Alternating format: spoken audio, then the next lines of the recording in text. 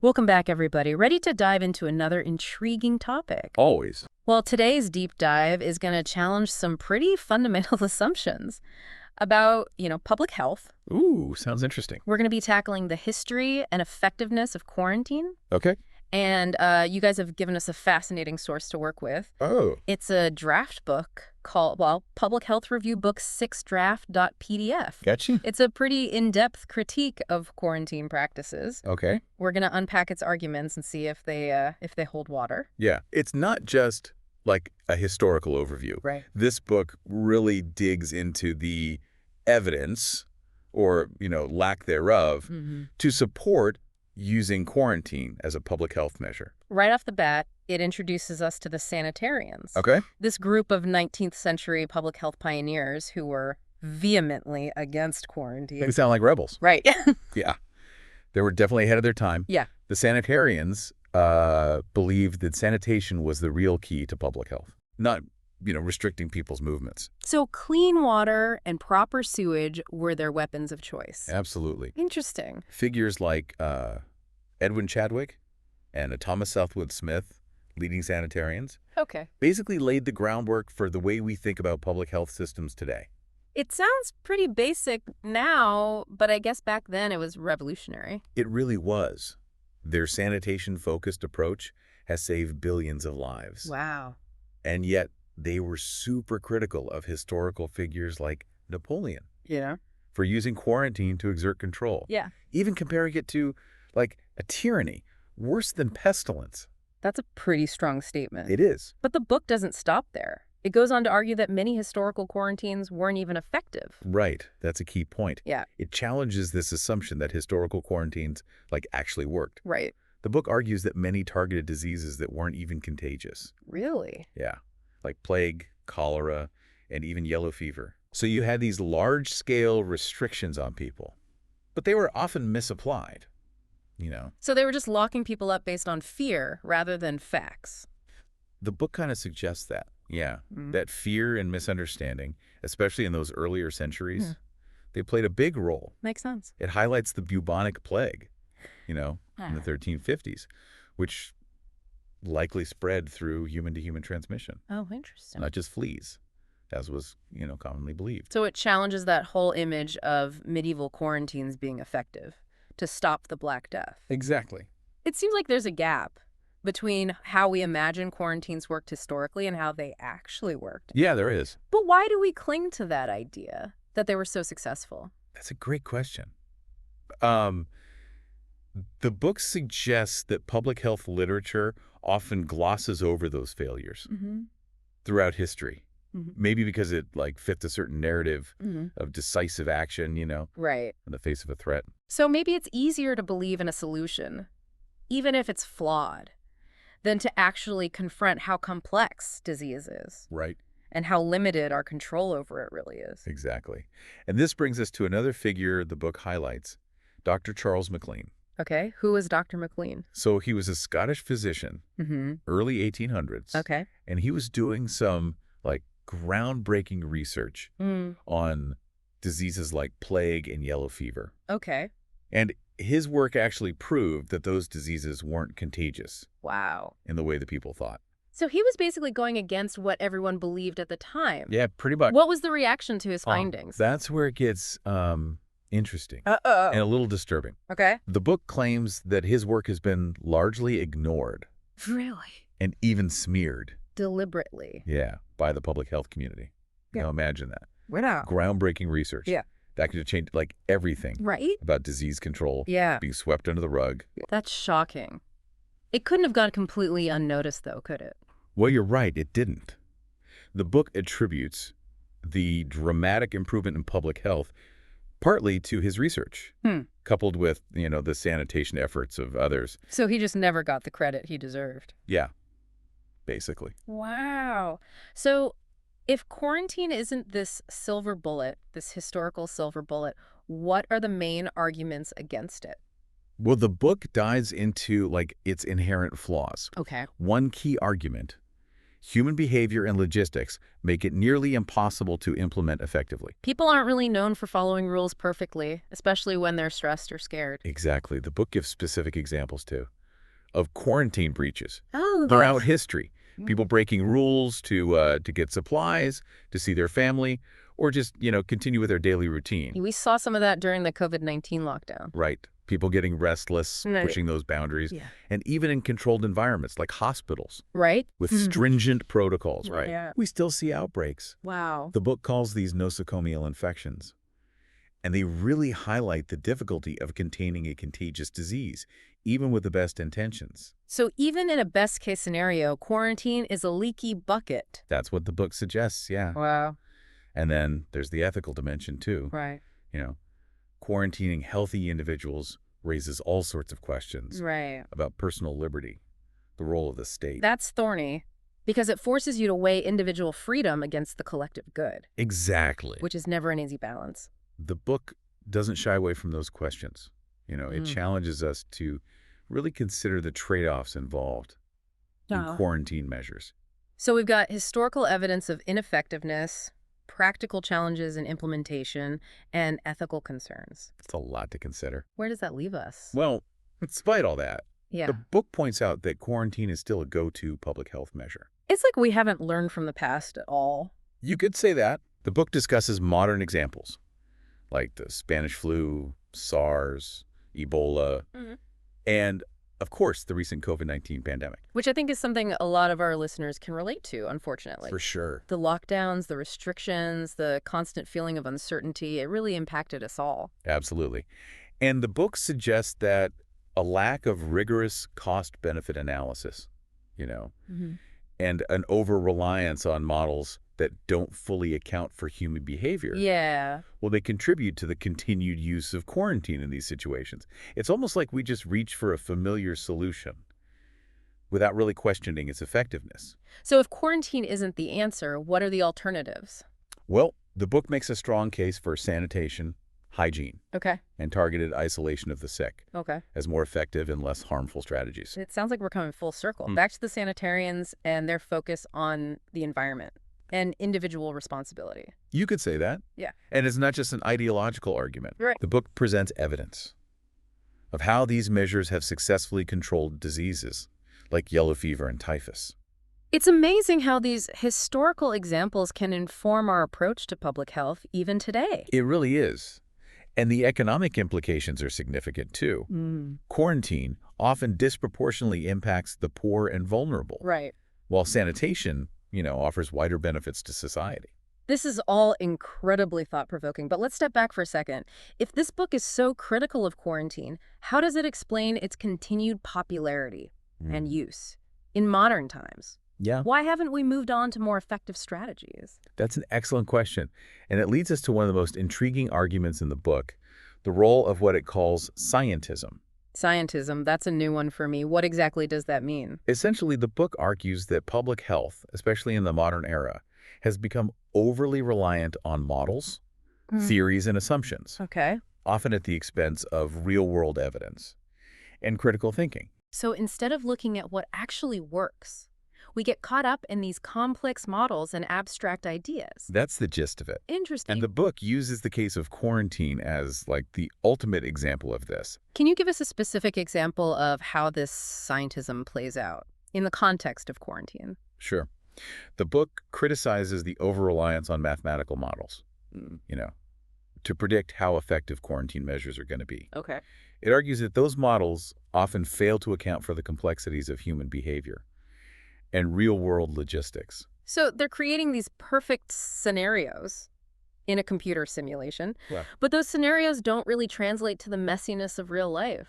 exactly. And because those models are often presented as, scientific, Right. they lend an air of authority and certainty to quarantine policies, even when those policies might not be justified by the evidence. So it's like we're blindly trusting the models without really questioning the underlying assumptions or considering alternative approaches. Right.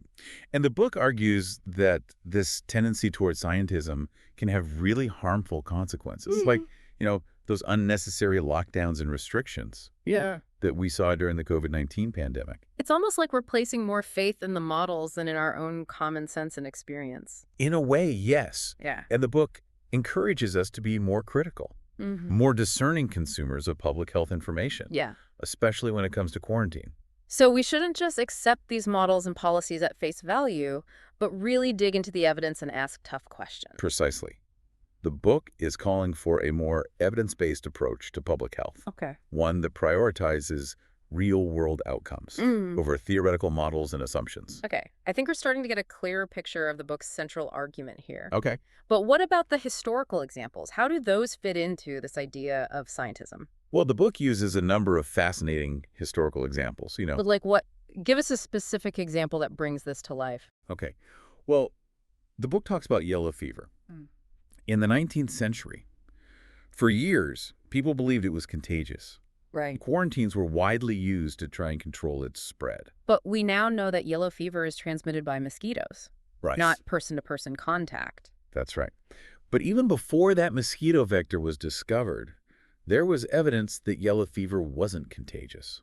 Really? How so? The book highlights the work of Dr. Charles McLean, who we were talking about earlier. Okay. His research showed that yellow fever didn't follow those typical patterns, Okay. of a contagious disease. And yet quarantines were still used. Exactly. And the book argues that this is a prime example of scientism at work.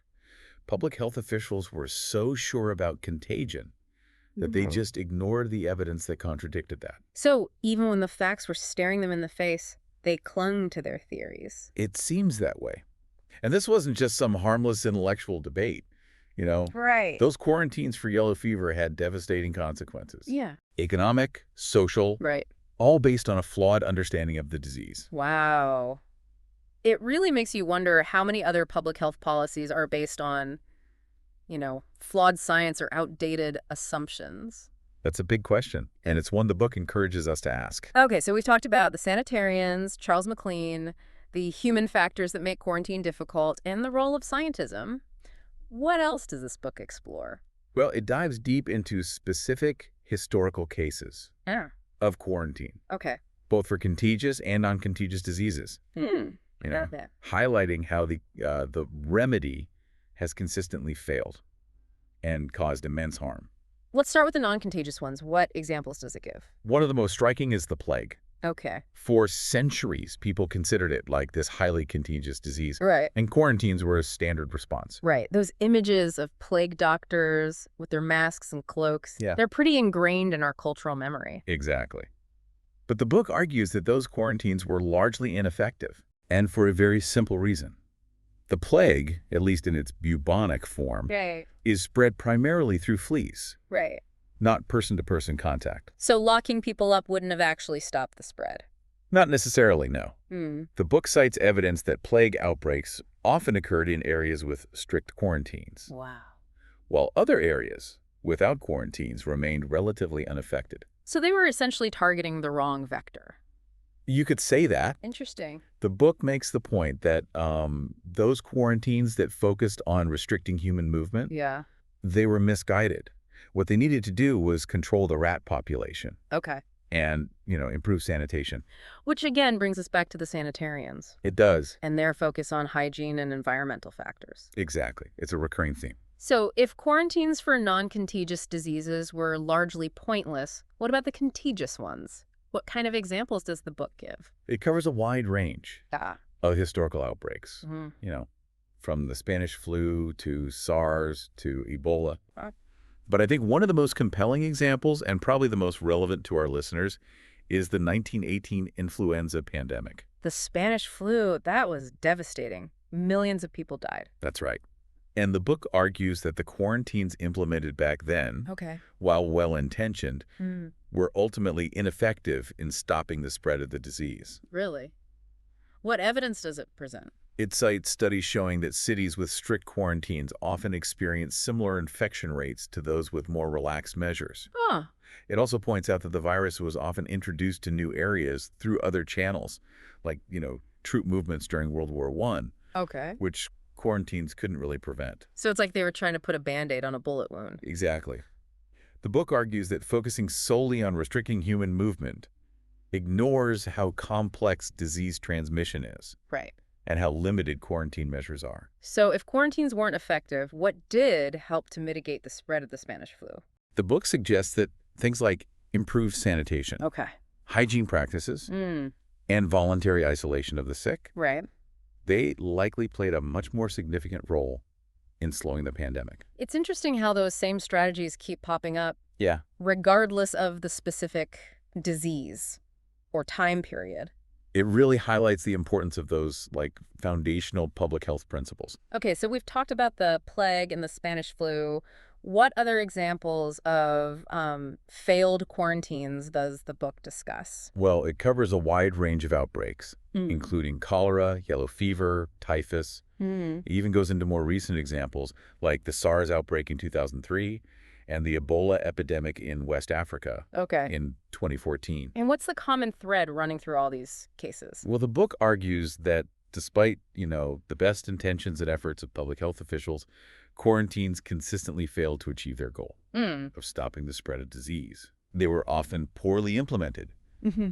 difficult to enforce, and ultimately ineffective in preventing the virus from reaching new populations. So it's like history is repeating itself over and over again. You could say that. Mm. The book is really a cautionary tale Okay. about the limitations of quarantine as a public health measure. Okay, so we've got a pretty bleak picture of quarantine's historical track record. We do. But what about the arguments in favor of quarantine? Hmm. Surely there must be some valid reasons why this strategy has persisted for so long. Well, the book does acknowledge that there are situations where it might be considered, Okay. but it argues that those situations are rare Okay. and that the decision to implement quarantine should never be taken lightly. Hmm. It stresses the need for, a rigorous cost-benefit analysis. So weighing the potential benefits of slowing the spread of disease against the economic, social, psychological costs of restricting people's freedom. Exactly. The book is really pushing us to think critically Hmm. and carefully about when, if ever, the benefits of quarantine might outweigh the costs. So in what situations does the book say quarantine might be justifiable? It suggests that, in very rare cases, you might consider it for highly contagious and deadly diseases. Yeah. Okay. Ones with a short incubation period. So a disease that spreads rapidly and easily, and for which we can quickly identify and isolate infected individuals before they have a chance to spread it further. Right. But even in those cases, the book emphasizes the need for clear evidence, Okay. transparency, and strict protocols Right. to, minimize the harms Mhm. and make sure that quarantine is as effective and as time-limited as possible. So they're setting a really high bar for justifying quarantine. They are. The book is advocating for a much more cautious and nuanced approach to this public health measure. Okay, but let's be realistic. Even if we accept all of the book's arguments, quarantine isn't going away anytime soon. It's too deeply ingrained in our public health playbook. You're probably right, but I don't think the book's goal is to completely eliminate it as an option. So what is it trying to achieve? I think it's trying to spark a conversation, Okay. to encourage us to rethink our assumptions about quarantine, Mm. to question its effectiveness, and to explore alternative approaches. Yeah. Ones that might be more effective, less harmful, and more respectful of individual liberties. So a call for a more informed, evidence-based, and humane approach to public health. Exactly. That's a goal I think we can all get behind. So what specific recommendations does the book make for achieving this? Well, it advocates for a shift in focus, from quarantine to strategies that have a better track record of success Yeah. and fewer negative consequences. Like what? Give us some examples. One of the key recommendations is a renewed emphasis on sanitation and hygiene. So back to the basics, washing our hands, keeping our environments clean. Exactly. The book argues that those simple, low-cost interventions, Mm. well, they can have a huge impact on public health, Mm. often greater than complex and costly measures like quarantine. It's like preventing the problem before it even starts. Right. And it also advocates for a more targeted approach to isolation, Okay. focusing on identifying and isolating individuals who are actually sick, Right. rather than broadly restricting the movements of, entire population. Well, instead of locking everyone down, we focus on isolating those who are actually contagious. Right.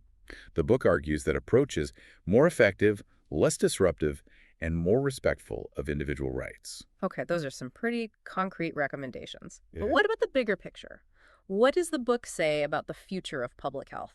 Mm. In a world where new and emerging infectious diseases are a constant threat. That's a great question, and it's one the book tackles head-on in its concluding chapters.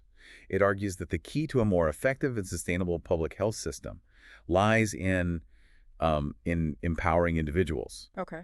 with the knowledge and resources they need to protect themselves and their communities. So instead of relying solely on top-down mandates and restrictions, we need to educate and empower people to make informed decisions about their own health. Exactly. The book advocates for a more collaborative and participatory approach to public health, one that recognizes the agency and responsibility of individuals in preventing and controlling the spread of disease. That sounds like a pretty radical shift in perspective. It is. But the book argues that it's a necessary shift if we want to create a public health system that's more resilient and equitable for the future.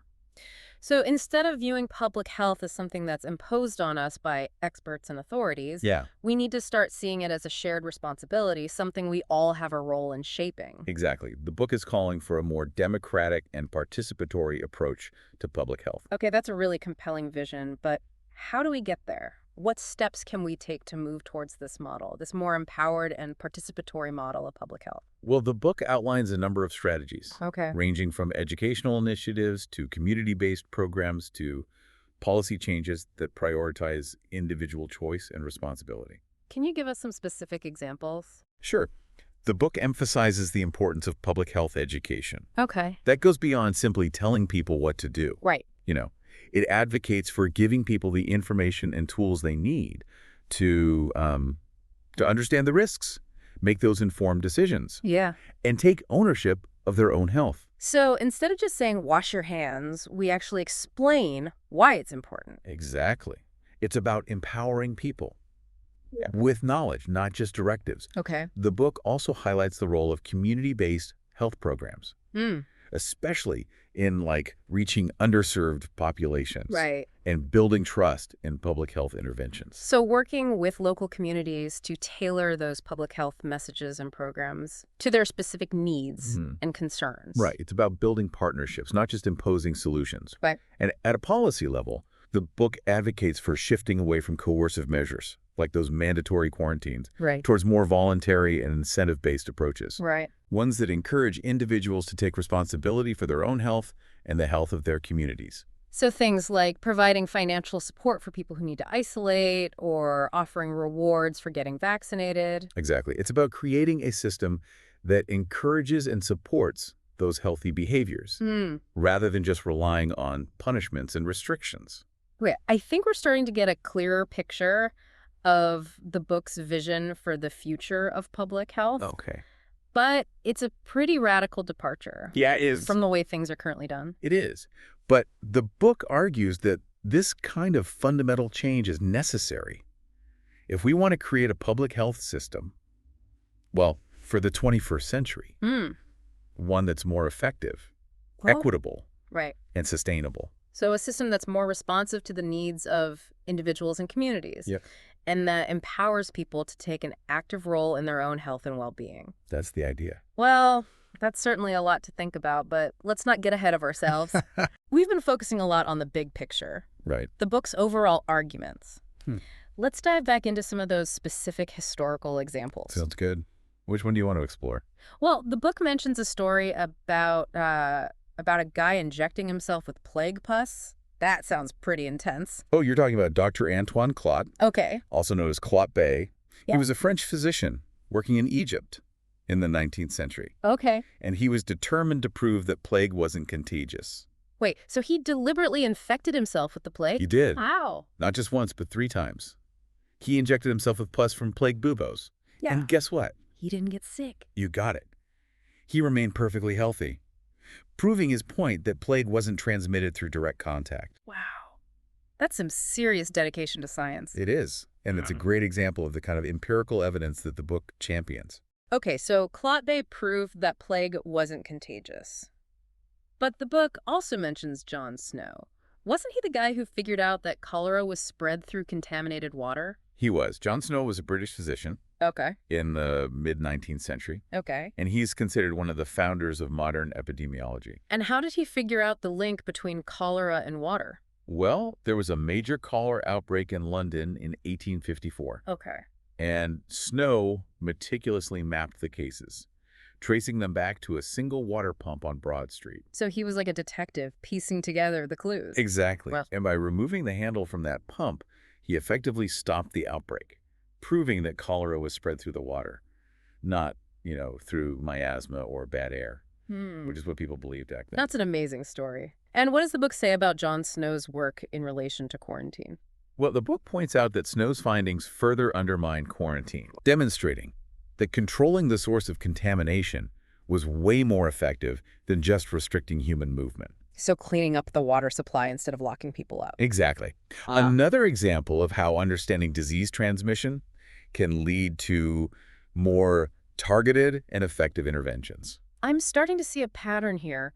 The book seems to be arguing that a lot of those historical quarantines were based on a misunderstanding of disease, Right. and that focusing on sanitation, hygiene, controlling those sources of contamination is a much more effective approach. That's a great summary of the book's argument. But if this was already clear in the 19th century, why did we continue to rely on quarantine for so long? That's a complex question. A lot of factors probably played a role. Like what? Give us some possible explanations. Well, the book suggests that inertia and tradition played a role. Quarantine had been the go-to response for centuries. Right. It was hard to break away from that. So we were stuck in a rut, doing things the way they'd always been done, even if there was evidence that better approaches existed. That's one possibility. The book also points to the influence of powerful interests, Oh. like, the quarantine establishment itself. Right. They had a reason to keep things as they were, and they actively resisted efforts to, abolish or reform quarantine practices. So they were protecting their turf, even if it meant clinging to those outdated and ineffective methods. That's another possibility. And then the book also suggests that, Yeah. fear and panic played a role too Or in continuing to use quarantine. Because when we're faced with a new and unknown disease, it's natural to, yeah. want to do something, anything, to feel like we're taking control of the situation. So quarantine became a kind of security blanket, even if it wasn't actually effective. You could say that. And the book argues that this tendency towards fear-driven decision-making, it can often lead to, counterproductive public health policies. Okay, so we've got inertia, vested interests, and fear. Yeah. Any other factors that contributed to quarantine's longevity? The book also mentions the limitations of scientific knowledge in the past.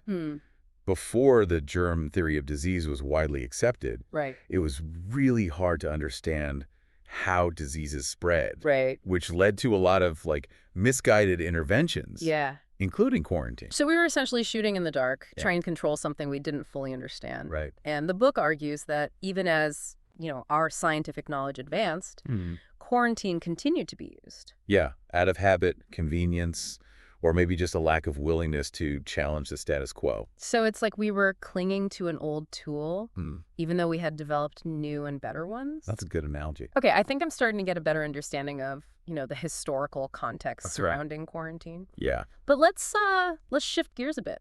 Okay, don't talk about the ethical implications. Sure. The book mentions some pretty serious concerns about quarantine's impact on individual liberties Right. and human rights. Yes.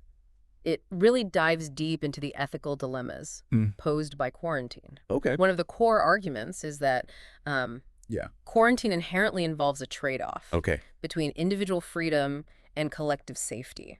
So balancing the right of individuals to move freely, to live their lives, against the need to protect society from, the spread of disease. Exactly. It's a tough one. Is And the book argues that this balance is often tipped too far in favor of collective safety, with, not enough regard for the rights and well-being of the individuals who are quarantined.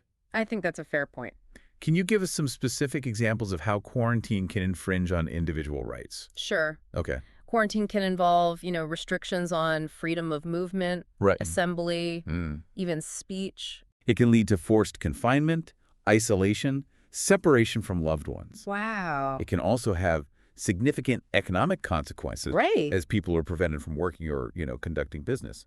So it's not just a minor inconvenience. No. Quarantine can have a really profound impact It can. on people's lives. Absolutely. Wow. And the book argues that we need to be much more mindful of these potential harms Okay. when we're considering quarantine as a public health measure. So how do we strike a better balance between, protecting public health and respecting those individual liberties? Well, the book suggests a number of strategies. Okay. One is to ensure that quarantine measures are evidence-based, proportionate, and time-limited. Okay. So they're arguing that quarantine should only be implemented when absolutely necessary, Right. based on, clear scientific evidence. Makes sense. And that they should be lifted as soon as that threat of disease transmission has subsided. So no indefinite lockdowns or arbitrary restrictions. Exactly. Okay. The book also emphasizes the importance of due process and transparency Right. in those quarantine decisions. Okay. It argues that individuals who are quarantined should have the right to, to challenge their confinement, Okay. to access legal representation, Right. to receive information about why they're being quarantined and the procedures involved. So it's about ensuring that people aren't just arbitrarily detained. Right. Without any recourse or explanation. Exactly. Okay. The book is advocating for a more humane and rights-respecting approach to quarantine. Okay, I'm starting to get a clearer picture of the ethical complexities here. Yeah. But what about the argument that, individual liberties must sometimes be sacrificed for the greater good? Isn't that the whole point of, public health measures? Right. Quarantine? That's a common argument, It is. and the book doesn't shy away from addressing it. But it challenges this assumption that collective safety always trumps individual freedom. It argues that we need to be very careful about sacrificing fundamental rights, Yeah. even in the face of, a public health crisis. So how does the book propose we navigate this difficult terrain? Well, it argues that we need to be more precise Okay. about what constitutes the greater good. Mm. It suggests that focusing on minimizing harm Okay. rather than maximizing safety should be the guiding principle in public health decision-making. So instead of trying to eliminate all risk, Right. which is probably impossible anyway, It is. we focus on, reducing harm Yeah. to both individuals and society as a whole. Exactly. Okay. And the book argues that this approach would lead to more balanced and ethical policies, including those related to quarantine. Okay, I'm really starting to appreciate the book's its nuanced and thoughtful approach to these complex issues. But let's get back to some of those specific historical examples. good. The book mentions some pretty disturbing cases of quarantine being used for discriminatory purposes. Yeah. That seems like a particularly egregious violation of human rights. You're right. Yeah. The book highlights a number of historical instances where quarantine was used to target and marginalize specific groups, often based on, race, ethnicity, or social class. Can you give us some specific examples? Sure. Okay. The book discusses the use of quarantine against Jewish communities during those cholera outbreaks in the 19th century. Oh. It also mentions the quarantine of Chinese immigrants in San Francisco Right. during the plague outbreak in 1900. So instead of being used to protect public health, quarantine was being weaponized against already vulnerable populations. Exactly. Yeah, that's awful. And the book argues that those historical cases, Yeah. they serve as a stark reminder of the potential for abuse when quarantine powers are wielded without proper oversight or accountability. It's a sobering reminder that public health measures can be used for nefarious purposes, just like any other form of power. That's right. Yeah. And the book underscores the need for vigilance and ethical awareness in the implementation of any public health intervention, especially one as potentially intrusive as quarantine. Okay, so we've covered a lot of ground here. Yeah. The history of quarantine, the arguments for and against its effectiveness, the ethical dilemmas, the practical challenges, the psychological impacts, and the search for those alternative strategies. It's a lot. It's been an incredibly informative and thought-provoking conversation. It has. But before we wrap up, I have one final question. Okay. What's the most important takeaway you hope listeners will glean from this deep dive into the world of quarantine? Well, it's tough to narrow it down to just one, but I think the most important takeaway is that quarantine isn't this, simple solution to infectious diseases. Right. It's complicated. It has a long and often really troubled history. Hmm. And I think its effectiveness is often overstated and its consequences, well, underestimated. So it's not a magic bullet, No. but rather a tool Yeah. that has to be used carefully, Right. judiciously, considering all of those potential benefits and harms. Exactly. The book encourages us to, move beyond those simple narratives Right. that we often hear about quarantine, to have a more, nuanced and informed conversation Yeah. about its role in public health, Okay. and to explore those alternative strategies Right. that might be more effective, less disruptive, more respectful of individual rights and liberties. That's a powerful message, It is. especially relevant today Yeah, when we're facing all these new and emerging infectious diseases. it is. And I hope this deep dive has given our listeners the knowledge and perspectives they need Yeah. to really assess those quarantine measures, Mm. to advocate for, evidence-based and ethical public health policies, Right. and to be a part of shaping a better future for global health. One that's more resilient and equitable. Exactly. Well said.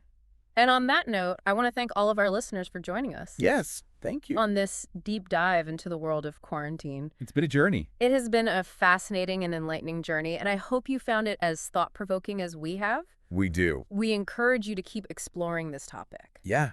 Ask questions, challenge those assumptions, be active, Be informed and participate in the conversation about public health. and the future of our world. Until next time, Stay safe, stay curious stay informed. and stay healthy.